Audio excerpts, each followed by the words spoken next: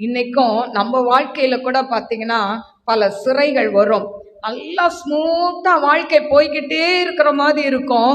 ஆனா நடுவில் பார்த்தீங்கன்னா ஏதாவது ஒரு பிரச்சனை வந்து அந்த பிரச்சனையிலேருந்து நம்மளுக்கு மீளவே முடியாது. எப்படா மீண்டு வர்றது வழியும் தெரியாது.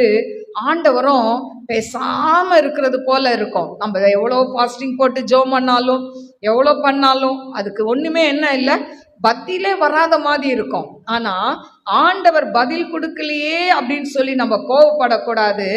ஆண்டவர் மௌனமா இருந்து அந்த பிரச்சனை என்ன பண்றாரு, அவர் சால்வ் பண்ணிக்கிட்டே வருவார். ஹல்லேலூயா. ஆண்டவர் மௌனமா இருந்தா ஒரு பெரிய காரியத்தை செய்ய போறாருன்னு அர்த்தம். ஹல்லேலூயா. நம்ம என்ன நினைக்கிறோம், இந்த ஆண்டவரை இவ்வளோ உபவாசம் போடுறோம், இவ்வளோ ஜெபம் பண்றோம், ஆனா என் ஜெபத்துக்கு பதில் இல்லையே அப்படின்னு கேட்கிறோம். ஆனா ஆண்டவர் பதில் தருவாரு. லேட்டா வந்தாலும் ஆண்டவர் என்ன பண்ணுவாரு, அது ஆசீர்வாதமாய் தருவாரு. ஹல்லேலூயா. எனக்கு